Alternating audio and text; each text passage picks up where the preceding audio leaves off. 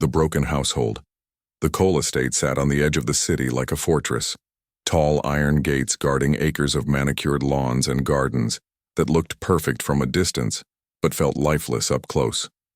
To anyone passing by, it was a mansion that radiated success, a clear sign of wealth and power, the kind of place where people assumed happiness was guaranteed because money seemed to solve everything. But inside, the story was very different.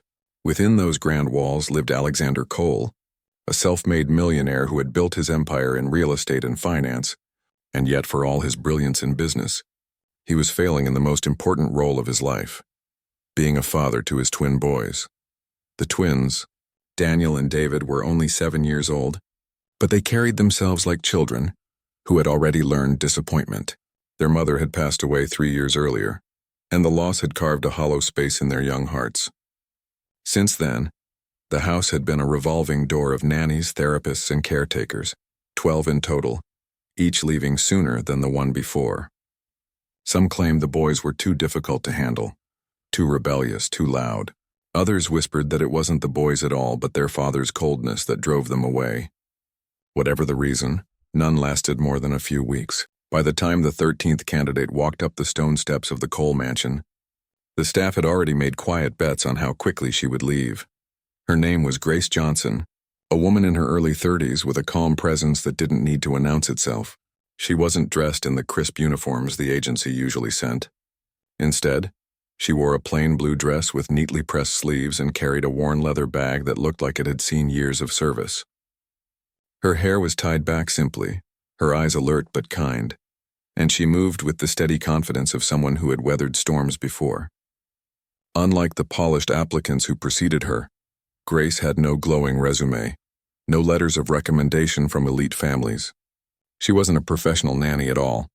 She had worked as a maid for years, caring for homes rather than children. But what she lacked in credentials, she carried in quiet strength, the kind of strength that came from living through hardship and learning to stay steady when others walked away. Alexander greeted her with the same cool detachment he had shown every new hire. His suit was pressed, his tie knotted tightly, his expression unreadable. He looked at Grace as though she were another line item in his schedule, a problem to be solved, not a person. He led her through the grand foyer with its marble floors and chandeliers, pointing out rooms as though he were giving a tour of a hotel.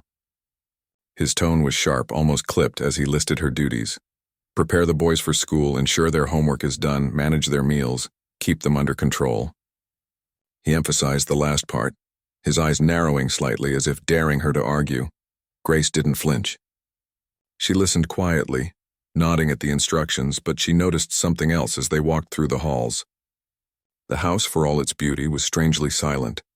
Not the comfortable quiet of peace, but the heavy kind that pressed down like a weight. Children's laughter did not echo off the walls. The boys' rooms were neat but impersonal, their toys stacked in perfect order as if they were meant for display, not play. Even the air smelled faintly of polish and distance. Grace realized that this was not a home but a stage, kept spotless and cold, a place where appearances mattered more than warmth. Her first meeting with Daniel and David was exactly what she expected. The boys sat on the edge of their beds with arms crossed, eyes suspicious, as if they had already decided she would leave just like the others. Daniel, the older by 3 minutes, was quick to challenge her, asking blunt questions about why she was there and how long she planned to last. David, quieter but sharper, watched her with calculating eyes, waiting for the moment she would stumble. Grace didn't try to win them over with fake cheerfulness or forced authority. Instead, she sat on the floor at their level, introduced herself simply, and told them she wasn't there to replace anyone. She was just there to stay for as long as they needed. The boys exchanged a glance. They had heard promises before, and promises had always broken. But there was something in Grace's voice that was different, something steady, almost like a vow. Still, they tested her. That evening, Daniel refused to eat dinner, pushing away his plate with a defiant glare. David knocked over a glass of juice, daring her to get angry. Grace didn't scold them. She quietly picked up the glass, wiped the table, and asked Daniel what he would prefer instead. When he muttered nothing, she said calmly, "All right, but I'll leave a plate in the kitchen in case you change your mind." It wasn't weakness, and it wasn't surrender, it was patience, a patience they weren't used to. Alexander watched all this with faint disapproval. He believed discipline was the only way to control his sons, and patience to him looked like indulgence. After the boys went to bed, he confronted Grace in the hallway, his voice low but firm. "If you give in to them now, they'll never respect you. You need to show them who's in charge." Grace met his gaze evenly. "Respect isn't demanded, Mr. Cole, it's earned. Children don't need another commander. They need someone who sees them." For a moment, Alexander's jaw tightened as if he were about to argue, but something in her tone silenced him. He turned away without replying, though his thoughts lingered long after he closed his study door. The following days were a battlefield of small challenges. The twins hid her shoes, scattered her cleaning supplies, and refused to follow her instructions. Grace responded not with anger but with quiet consistency. She found her shoes, put them back on, and continued her work. She gathered the cleaning supplies without complaint. When they refused instructions, she sat with them, explained patiently, and waited. It was not a dramatic breakthrough, not the kind that happened overnight, but something subtle began to shift. The boys started watching her more closely, curious about why she didn't react like everyone else. One evening, during a storm, the power went out.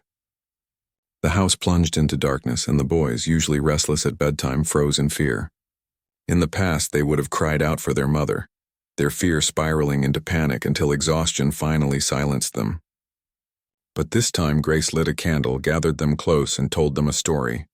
It wasn't a fairy tale or something from a book. It was a story from her own childhood, about sitting on the porch with her grandmother during summer storms, learning that thunder wasn't something to fear but something that reminded you of the sky's strength. As she spoke, the boys leaned in, their fear easing, their breathing slowing. By the time the storm passed, they were asleep on either side of her, their heads resting against her arms. Alexander stood in the doorway, unseen, and for the first time in years he saw his son sleeping peacefully without tears or nightmares. The sight unsettled him more than he expected. He had paid for doctors, therapists, medications, expensive programs. None had worked. Yet here was this woman with no credentials and no polished resume, bringing them a peace he couldn't buy. He retreated quietly, the weight of realization pressing on his chest. But Alexander was not a man who trusted easily. His grief had hardened him, and vulnerability felt like a risk he couldn't afford. The more he saw Grace connecting with his sons, the more conflicted he felt. Part of him wanted to believe she was different, but another part resisted, convinced that no one would truly stay. That resistance showed in the way he kept his distance, in the way his conversations with her remained clipped and professional, never warm. Grace noticed, of course. She understood that Alexander's walls were as high as the mansion's gates, built from years of pain and control. But she didn't push. She focused on the boys, knowing that trust was not something demanded but something grown, slowly and carefully. And slowly, it did grow. By the end of her first month, Daniel and David no longer tested her with defiance. They began to seek her out instead. Daniel asked her to read stories at night. David shyly showed her a drawing he had made, the first he had shared since his mother's passing. And when Grace praised it, his face lit up in a way that had been absent for far too long. The staff noticed the difference. The house, once suffocated by silence, began to echo with small signs of life: laughter, footsteps, conversations. Even the air seemed lighter. And while Alexander would never admit it out loud, he noticed too. He found himself pausing at the doorway more often, listening to the sounds he thought he had lost forever. Yet beneath it all, a question lingered in his mind. A question that kept him awake at night. Would she truly stay?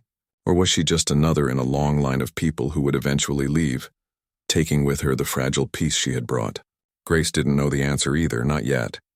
But she carried something none of the others had brought. A determination rooted not in duty or paycheck, but in choice. She knew what it meant to be abandoned, to be left when you needed someone most.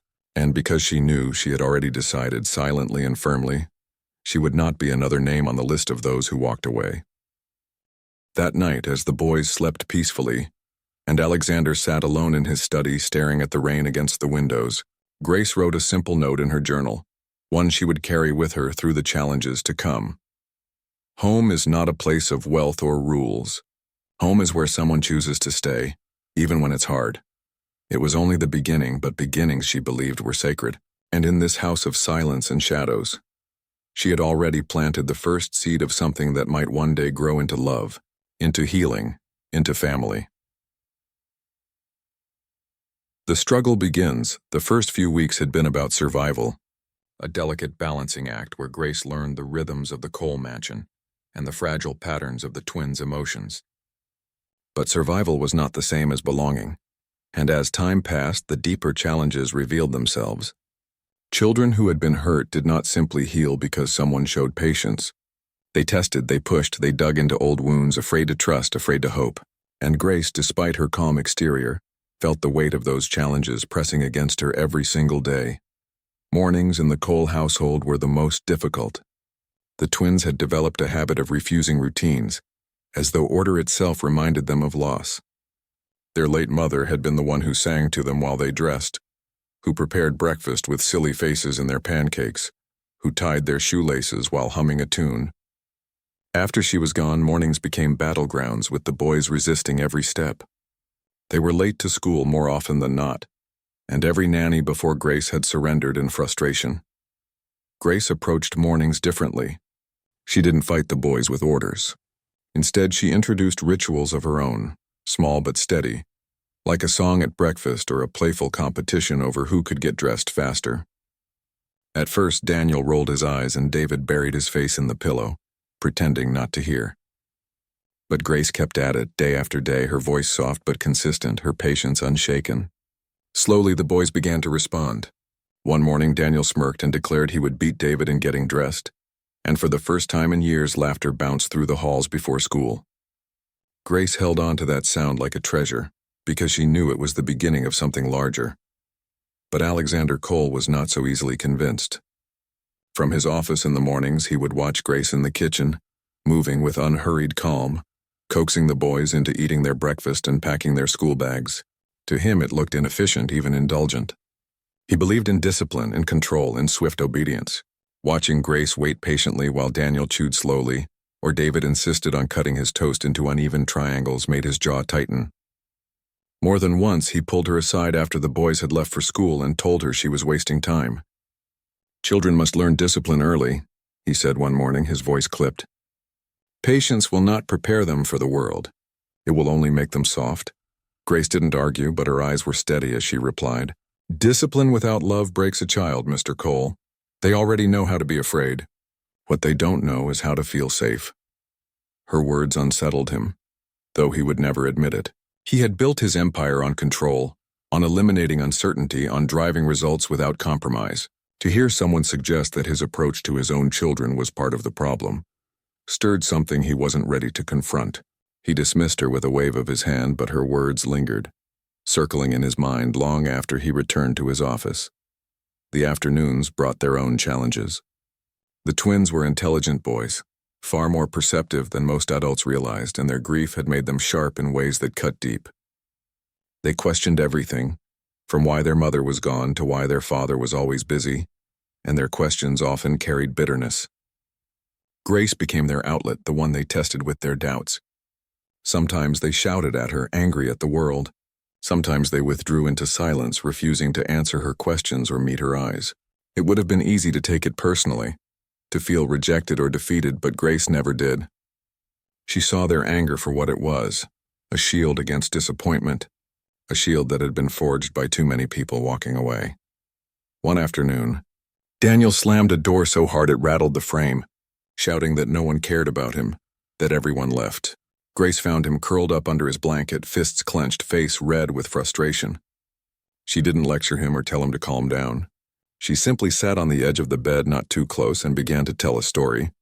It was about a little boy who planted a seed in the ground, but grew impatient when it didn't sprout right away.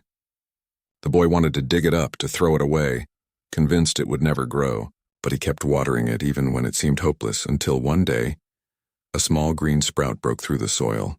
Grace told the story slowly, her voice steady, until Daniel peeked out from under his blanket. "So the plant didn't give up?" he asked. Grace shook her head.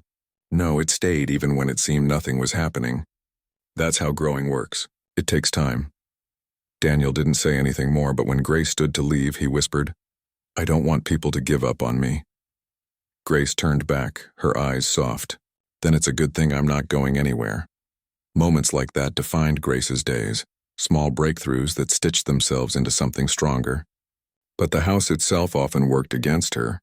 Alexander's rules were rigid, the staff accustomed to silence and formality.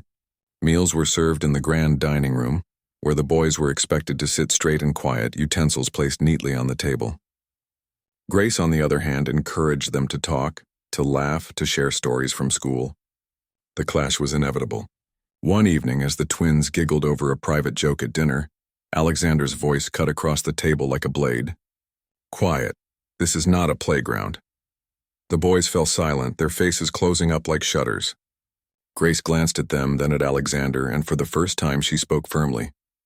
"Laughter is not disrespect, Mr. Cole, it's healing." The silence that followed was heavy. Alexander's face hardened, and the staff exchanged uneasy glances. But Grace didn't lower her gaze. She continued calmly, "Your sons need space to be children. If they cannot laugh at their own table, where will they?" Alexander said nothing for the rest of the meal, but that night when he stood outside the twins' door and heard them laughing softly as Grace read them a story, he didn't interrupt. He lingered a moment longer than usual before walking away, yet his resistance was not gone. The idea of surrendering control unsettled him, and Grace represented everything he had resisted since his wife's death.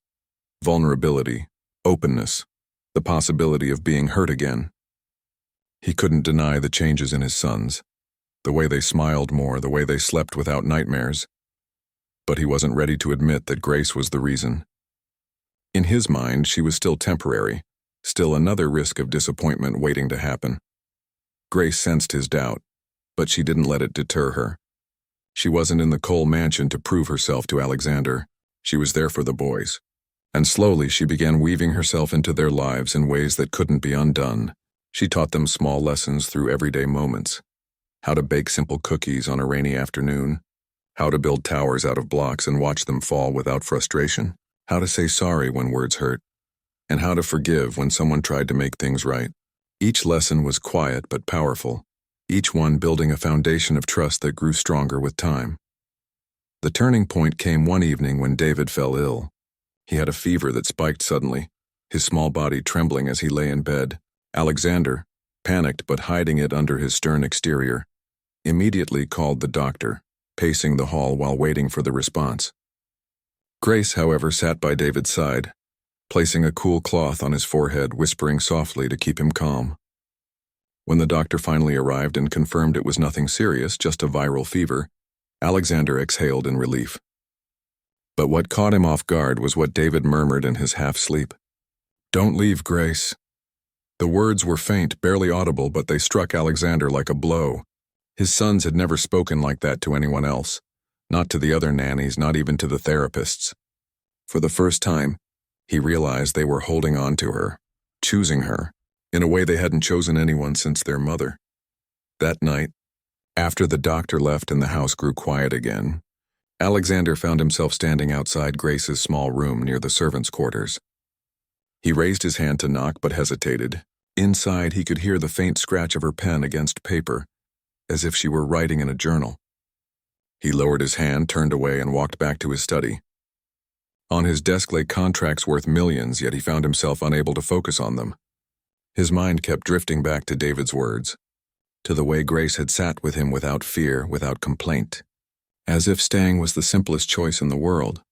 The struggle had only begun, and Alexander knew it.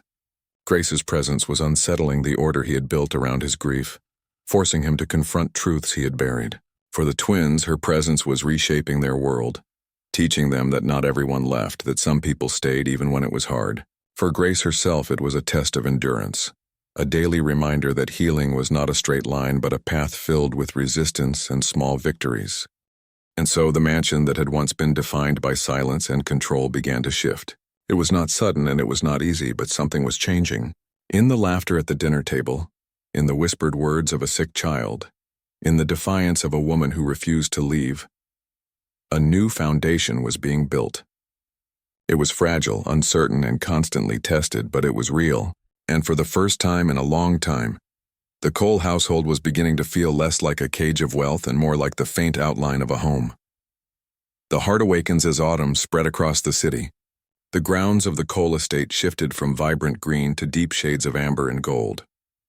The long drive leading to the mansion was lined with trees that dropped their leaves in a slow, graceful surrender, carpeting the path with color. For most of the staff, the season was little more than another backdrop to their duties, but for Grace, it was an opportunity. She believed that children needed to see change, to feel seasons in their bones, to understand that nothing stayed the same forever, and that change did not always mean loss. For Daniel and David, who still carried the raw wound of their mother's absence, this was a lesson she knew they desperately needed. One crisp Saturday morning, she led the boys outside, each of them bundled in sweaters, their noses pink from the chill. She carried with her nothing but a simple basket and a quiet plan. Instead of ushering them into scheduled activities, she encouraged them to gather leaves, to notice the patterns and colors, to find beauty in what others might call decay. At first, the boys were hesitant, reluctant to engage in something that seemed childish compared to the rigid structure they had grown used to. But as the minutes passed, their curiosity broke through. Daniel picked up a large red maple leaf and studied the veins running across it. David held a golden one against the sunlight, marveling at how it seemed to glow. Grace smiled, not needing to say much, letting the season itself speak to them. When they returned inside, she spread the leaves across the dining table and brought out paper and crayons. The boys, intrigued, began tracing the outlines, filling the shapes with colors of their choosing. For hours, they were absorbed in their creations, and when Alexander returned from a business meeting that afternoon, he found the grand dining hall transformed into something he hadn't seen in years, a space alive with laughter, crayons scattered across the table, and his sons proudly holding up their leaf drawings as though they had created masterpieces. Alexander paused in the doorway, stunned. His instinct was to scold them for making a mess of the table that had once hosted investors, politicians, and prestigious guests. But before he could speak, Daniel ran to him, holding up his picture. "Look, Dad, it's the biggest leaf we found." For the first time in a long time, Alexander didn't see defiance in his son's eyes. He saw excitement, pride, and a desperate need for approval. His throat tightened as he forced himself to nod. "It's very good," he said, the words awkward on his tongue. Grace caught the moment from across the room and said nothing, but the small smile tugging at her lips told him she had noticed his effort. In the weeks that followed, Grace continued to weave healing into ordinary moments. She insisted that dinners be shared at the table, not in silence, not in formality, but as a family. At first, Alexander resisted. He was used to eating late in his study, with files spread across his desk and silence as his companion. But Grace was persistent. She told him bluntly one evening, "Your sons don't need a provider at the table, Mr. Cole. They need a father. Even if you have nothing to say, your presence means everything." It was not easy for Alexander. Sitting at the same table with the boys felt like stepping into a life he no longer recognized, a life that reminded him too much of what he had lost. But Grace's quiet insistence wore down his resistance. He began joining them, awkward at first, silent through most meals but there, and slowly the boys began to test him too, not with defiance but with hope. Daniel asked him to tell a story from when he was a child. David asked if he could taste some of his food. Small, ordinary requests, but for Alexander they felt monumental. He stumbled, he faltered, but he stayed, and Grace watched with quiet satisfaction as something began to shift in the space between them all. The real turning point came one evening when Grace introduced something she called Memory Night. She asked the boys to draw their happiest memories with their mother, not to dwell in sadness, but to honor what had been beautiful. Daniel hesitated, his eyes clouded with fear, but Grace encouraged him gently. "Memories don't disappear because people leave. They stay inside us, waiting to be remembered." Slowly, Daniel picked up his pencil. David followed, his hand trembling slightly as he drew. By the end of the night, the boys had filled their papers with images of laughter, pancakes shaped like animals, bedtime songs, afternoons in the garden. When Alexander saw the drawings, he froze. His chest tightened as though the air had been knocked out of him. He hadn't allowed himself to think about his wife in such vivid detail for years. He had buried the memories because they hurt too much, because remembering felt like reopening a wound. But seeing them through his son's eyes, the joy, the love, the small moments, reminded him that those memories were not just his burden, They were treasures for his sons, treasures he had no right to bury. His eyes burned, and for the first time in years he excused himself from the room, his composure cracking. Later that night, Grace found him in the study, sitting at his desk with his head in his hands. She didn't intrude, didn't lecture, didn't offer empty words. She simply placed a cup of tea on the desk and sat in silence across from him. Minutes passed, the weight of grief thick in the air, until finally Alexander whispered, "I don't know how to do this. I don't know how to be both father and mother." Grace's voice was gentle but steady. "You don't need to be both. You just need to be present. They don't want perfection. They want you." Her words sank into him like rain into dry soil, uncomfortable but nourishing. He didn't reply, but when he looked at her, there was something in his eyes that hadn't been there before. Not trust, not yet, but the faintest flicker of recognition.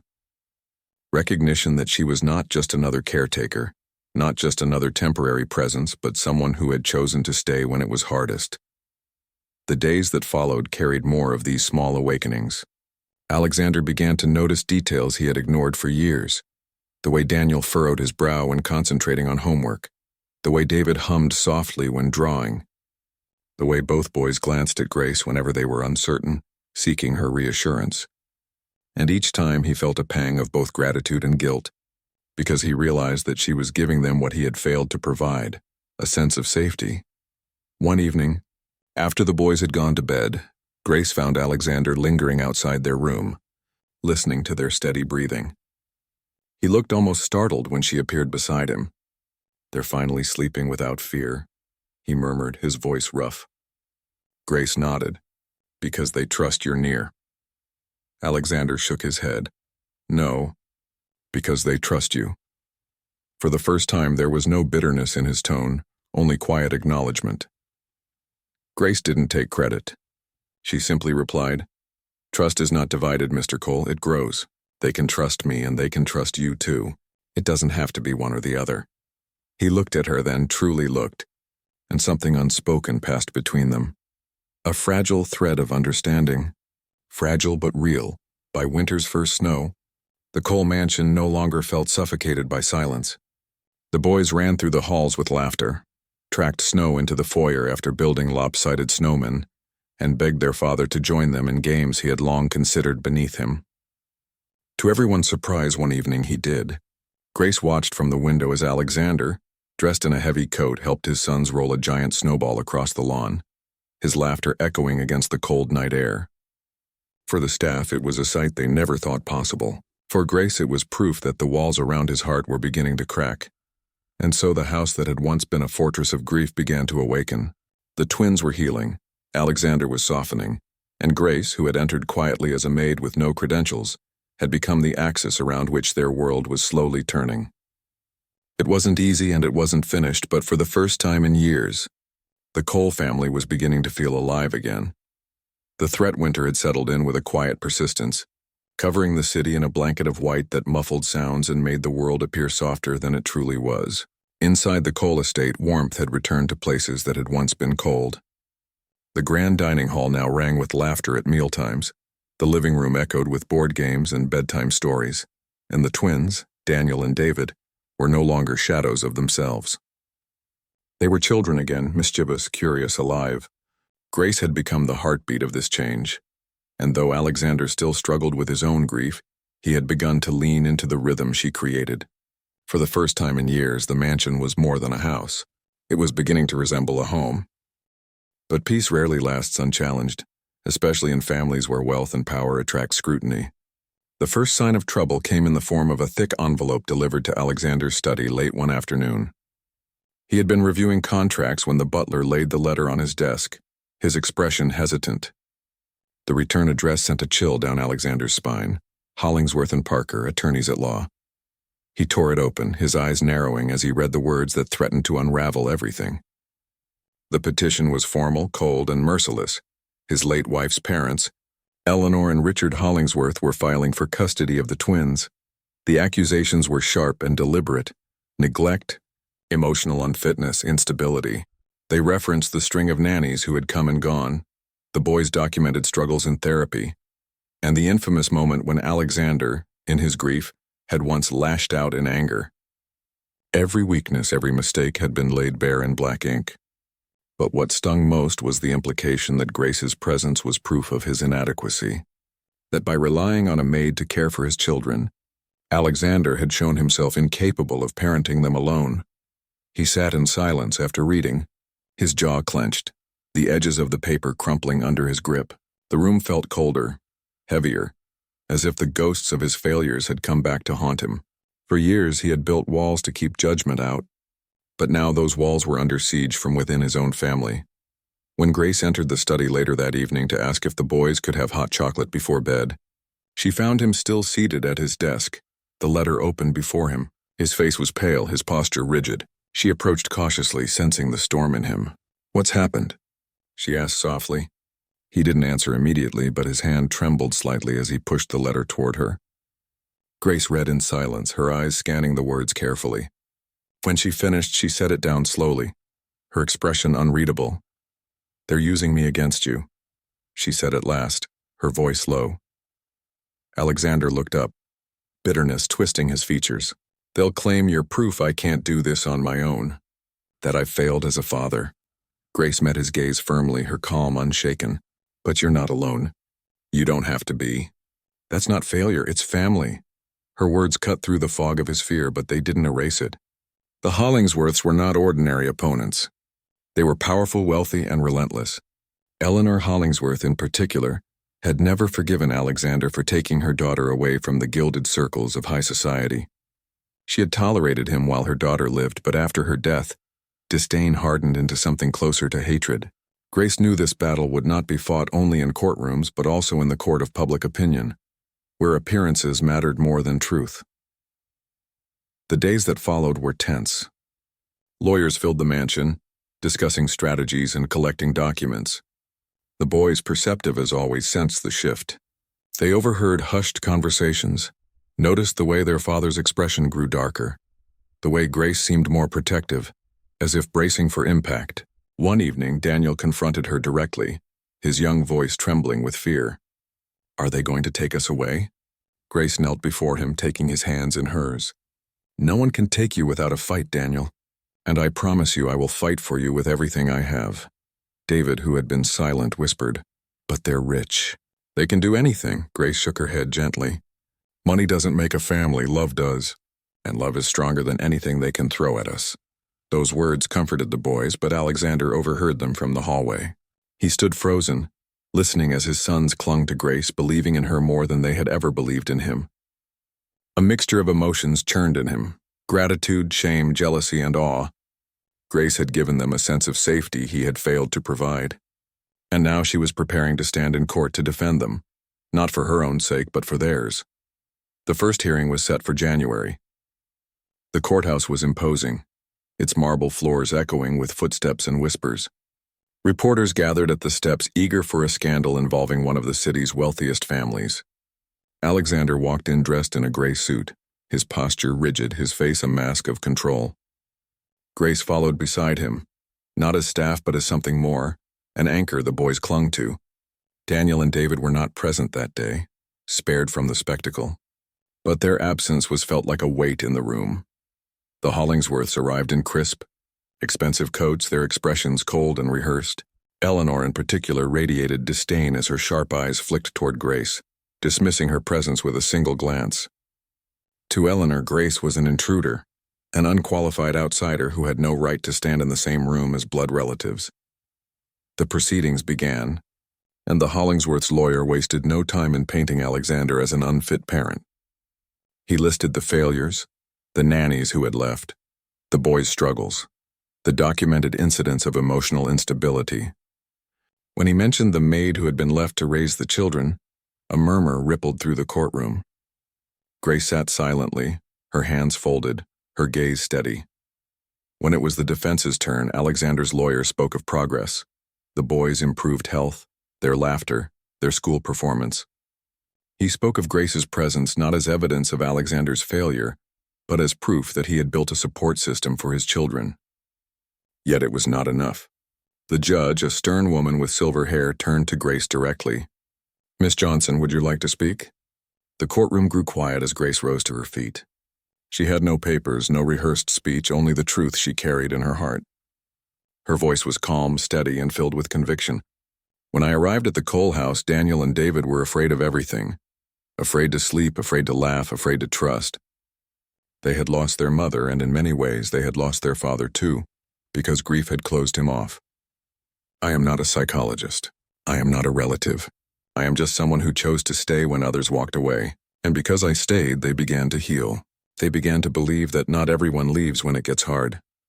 Her words hung in the air, heavier than any legal argument. The judge studied her for a long moment, her expression unreadable before nodding for her to sit. Across the room, Eleanor's lips pressed into a thin line, her disdain barely contained. As the hearing ended, Alexander felt something he hadn't felt in years: hope.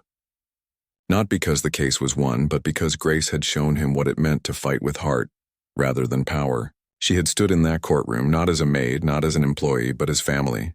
And for the first time, Alexander began to believe that together, they could withstand whatever came next. But he also knew the battle was far from over. The Hollingsworths would not surrender easily. They would return with more evidence, more pressure, more attempts to tear apart what had been so carefully rebuilt. The true test was only beginning. And in the quiet of his study that night, Alexander whispered words he had never said aloud before. "Please, Grace, don't ever leave us." She did not hear him. But in the room down the hall, where the boys slept peacefully under her watchful care, the answer was already written in her presence. She had stayed this long through every storm, and she would continue to stay. Because staying for Grace was not an obligation. It was a choice, and that choice had already changed everything. A new beginning. The weeks that followed the first hearing were some of the most difficult the Cole household had ever endured. The Hollingsworths were relentless, returning with stacks of documents, affidavits from teachers and therapists, and polished testimonies designed to prove Alexander unfit. They pointed to his history of anger, his obsession with work, and the revolving door of caretakers that had defined the twins' early years after their mother's death. Each accusation felt like a stone hurled at a fragile glass window, and for a time, Alexander wondered how long the glass could withstand the blows before it shattered completely. The boys sensed the tension, no matter how carefully the adults tried to shield them. Daniel grew restless, waking in the night with questions he was too afraid to voice. David clung to Grace more than ever, his small hands gripping her arm as though she might disappear if he let go. Grace responded not with denial or false comfort, but with presence. She reminded them daily that she was there, that Alexander was there, that they were not alone. She cooked meals that filled the house with warmth, read stories that transported them beyond the walls of uncertainty, and created small rituals that anchored them in something steady. The refrigerator door, once bare, was now covered with their drawings, each one a declaration of the life they were fighting to preserve. Behind closed doors, Alexander wrestled with guilt and fear. He had never felt so powerless, not even in the early days of building his empire when bankruptcy had loomed like a shadow. Money could not buy the love of his children. Influence could not erase his mistakes.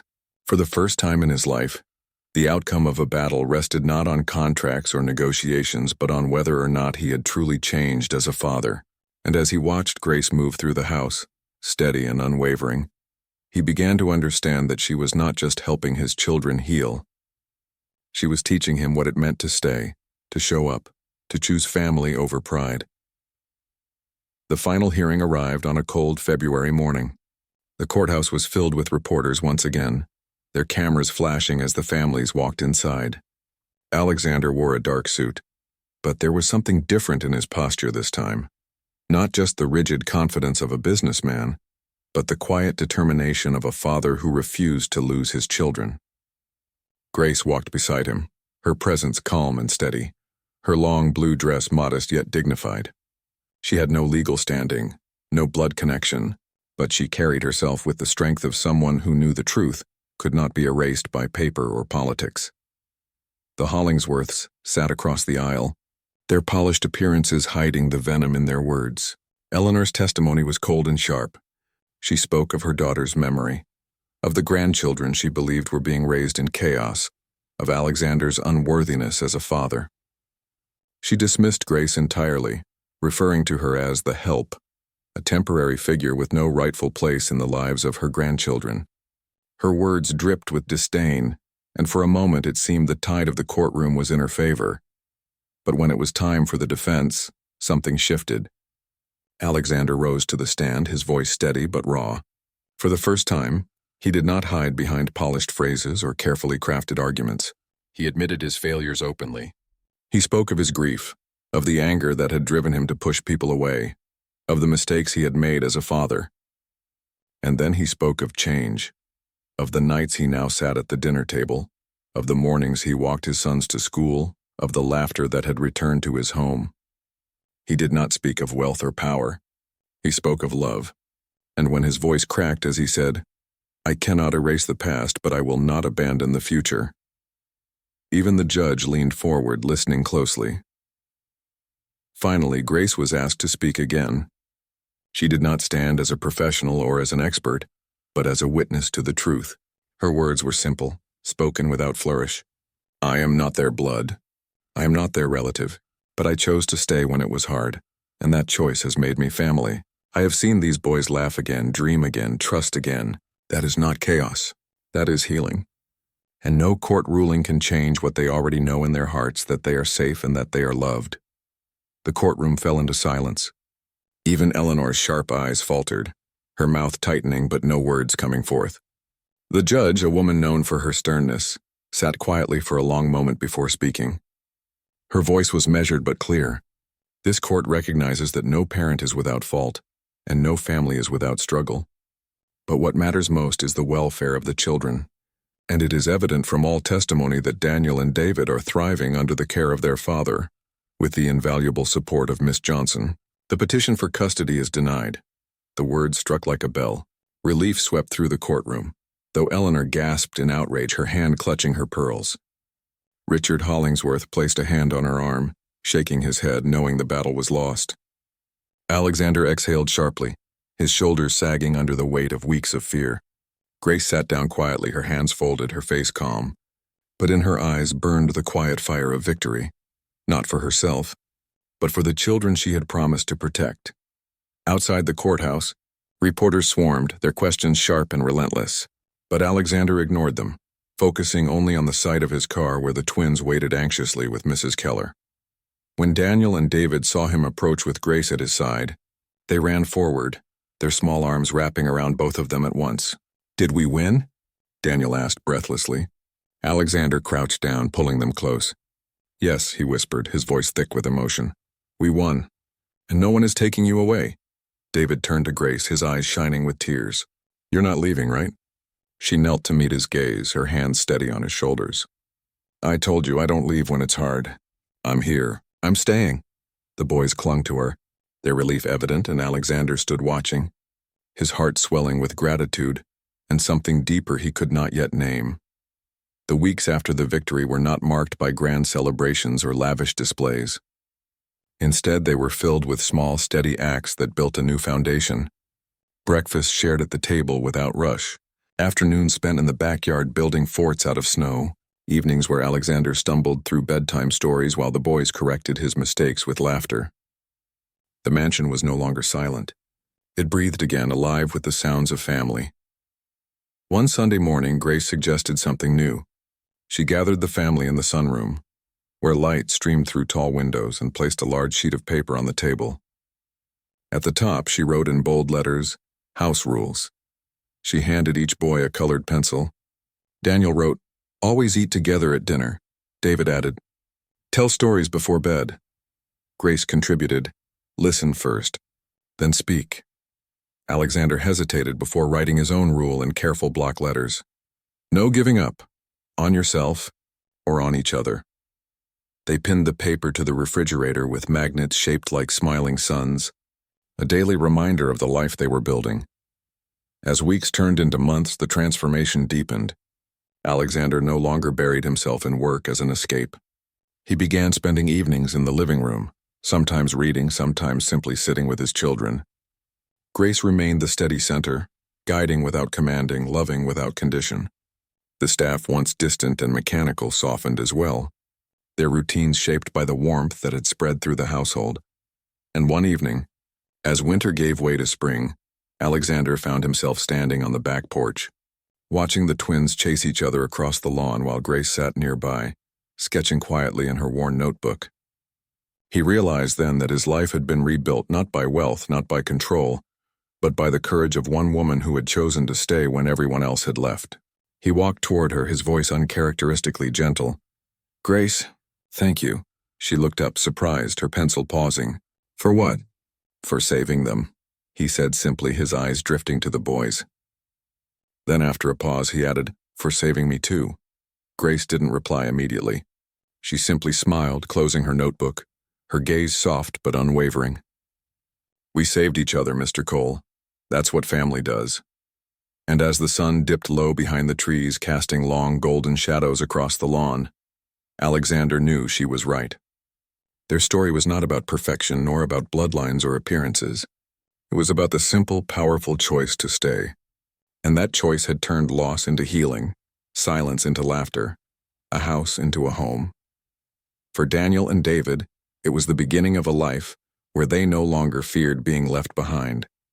For Grace, it was the fulfillment of a vow she had carried quietly all her life, that she would never walk away when she was needed most. And for Alexander, it was the awakening of a heart that had once been hardened by grief but now beat with the strength of love. It was not the end of their story, but it was the beginning of something new. Something lasting, something real.